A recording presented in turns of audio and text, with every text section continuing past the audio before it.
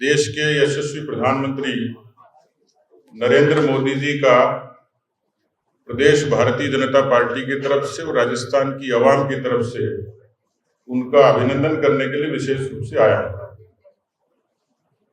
दो बहुत ही महत्वपूर्ण मसले जो राजस्थान जैसे बड़े भूभाग के प्रदेश को निहायत जरूरी थे, सामयिक थे और युगानुकूल थे।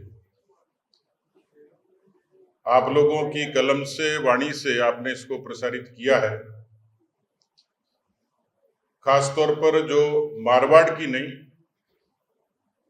पश्चिमी राजस्थान की भाग्य रेखा की तरह काम करने वाली रिफाइनरी 21 अप्रैल को देश के यशस्वी प्रधानमंत्री माननीय नरेंद्र मोदी जी रिफाइनरी के प्रथम चरण का उसका उद्घाटन करेंगे। भारत की सरकार ने नरेंद्र मोदी जी की अध्यक्षता में कैबिनेट के जो आर्थिक मामलों की समिति है, उन्होंने उस रिफाइनरी की कॉस्ट को बढ़ाते हुए 79,000 करोड़ इसका प्रावधान उस रिफाइनरी के लिए किया है। एक युगांतरकारी कदम है। आप सब जानते हैं कि 2004 में इस रिफाइनरी मंगला के जरिए तेल की खोज हुई और कालांतर में कांग्रेस पार्टी के कालखंड में 2013 में कथित रूप से सोनिया गांधी की अगुवाई में इसके एक औपचारिक उद्घाटन की शुरुआत कही गई।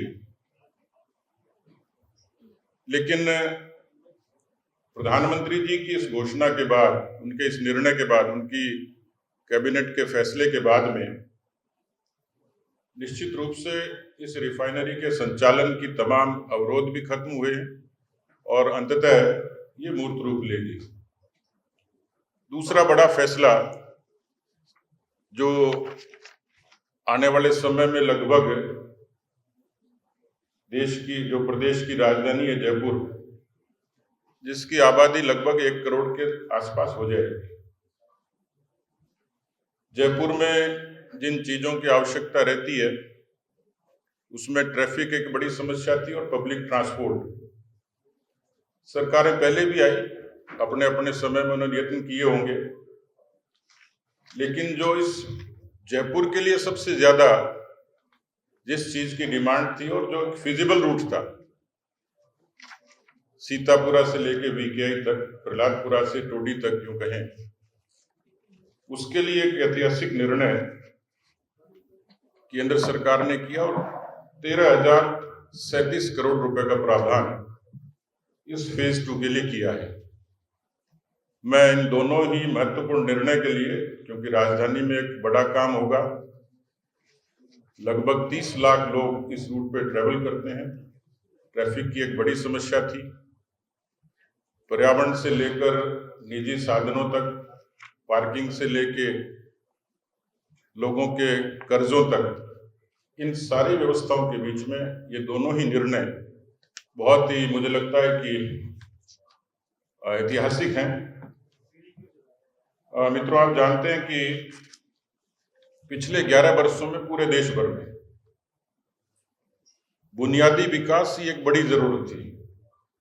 यूं तो मोदी सरकार के बारे में कहें तो उन्होंने बहुत ही ग्रास रूट की जो समस्याएं थी, जिनके बारे में मैं विस्तार से नहीं जाऊंगा, लेकिन जनधन से लेकर, उज्ज्वला से लेकर, आयुष्मान से लेकर, आवास से लेकर देश के एक आम आदमी की जरूरतें भी पूरी हुई और उनका जीवन बदला। लेकिन इस देश में जो बेसिक इंफ्रास्ट्रक्चर है, हाईवेज का निर्माण था, रेलवे में एक तरीके की बदलाव की जरूरत थी, गांव की सड़कों को जोड़ने की जरूरत थी। प्रधानमंत्री ग्राम सड़क योजना जो वाजपेयी जी ने शुरू की थी, उसके जरिए देश में एक बड़ा बदलाव आया। तो इस तरीके की योजनाओं से जीवन बदला।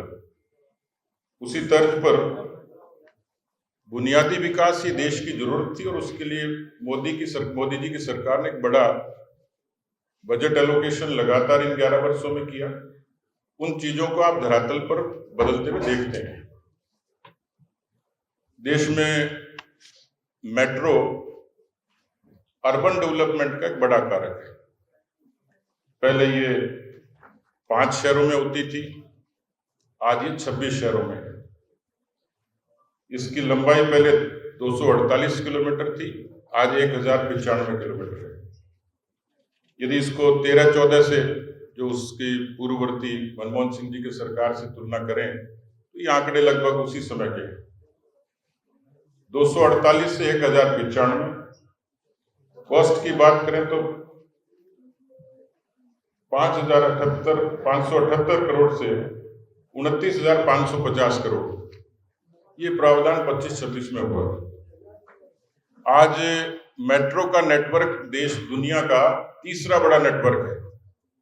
मोदी सरकार की उपलब्धियों में शुमार हो गया कि देश का दुनिया का तीसरा बड़ा रेलवे नेटवर्क है, और लगभग 38 परियोजनाएं जो 3.44 लाख करोड़ की लागत से पूरे देश में संचालित होंगी। तो मैं ये मानता हूं कि इस सारी मेट्रो की घोषणा से जयपुर को और पूरे प्रदेश की आवाम को एक तरीके से उपलब्धि इसलिए कही जा सकती है कि पूर्ववर्ती सरकार ने भी दावा किया कि उन्होंने मेट्रो चलाई, लेकिन उस मेट्रो की फिजिबिलिटी, आप सब जानते हैं कि मानसरोवर का आदमी चांदपोल नहीं जाता, चांदपोल का मानसरोवर नहीं आता, और इसलिए वो 10 लाख रुपए प्रतिदिन के घाटे पर है।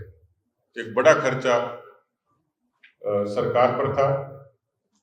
ये जो मेट्रो होगी, जो पूर्ववर्ती सरकार की मेट्रो थी, वो पूरी राजस्थान सरकार के खर्चे पर थी। इस मेट्रो में 50-50% शेयर केंद्र और राज्य सरकार का होगा, और प्रहलादपुरा से टोडी तक आप सब जानते हैं कि इसमें जयपुर शहर के सारे प्रमुख स्थल, सीतापुरा इंडस्ट्रियल एरिया से लेकर सवाई मानसिंह अस्पताल से लेकर खासा कोठी से लेकर पूरा तमाम एरिया इसमें कवर होगा। तो मुझे लगता है कि एक राजधानी के लिए एक बड़ा कदम होगा। जहां तक रिफाइनरी का प्रश्न है, रिफाइनरी में जैसे मैंने कहा कि इसको 2014 में रिव्यू किया, 17 में इसको वापस से पुनर्संचालन के लिए कोशिश हुई, और अंततः अब एक ऐसा अवसर आया जब केंद्र की सरकार ने एक लंबी योजना के साथ, एक लंबे रोड मैप के साथ इसको 21 अप्रैल को प्रधानमंत्री जी लागू करेंगे। ये पहला चरण का उत्पादन होगा, जिसमें ट्रायल रन होगा, कच्चे तेल का इसमें रिफाइनरी होगी। कुल मिलाकर इसकी जो क्षमता है 9 मिलियन मैट्रिक टन है, जिसमें 7.5 अरब से आएगा, 1.5 मैट्रिक टन प्रदेश की रिफाइनरी से उत्पादन होगा। 25,000 के लगभग अभी प्रत्यक्ष रोजगार है, लेकिन इसके साथ में जो सब्सिडियरी इंडस्ट्रीज डेवलप होंगी, जिसमें ट्रांसपोर्ट भी है, इंफ्रास्ट्रक्चर भी है, रियल एस्टेट भी है, यानी लाखों की संख्या में रोजगार का सृजन ये रिफाइनरी के जरिए राजस्थान के और खासतौर पर पश्चिमी राजस्थान को एक बड़ी ताकत देगा। तो मैं इन दोनों ही मसलों पर प्रधानमंत्री जी का अभिनंदन करने के लिए आपके बीच में आया हूँ, प्रदेश की जनता की तरफ से, भारतीय जनता पार्टी की तरफ से। 21 अप्रैल ये राजस्थान के आर्थिक तरक्की के इतिहास में एक बड़ा मील का पत्थर साबित होगा, इतना आप लोगों से आग्रह करता हूं।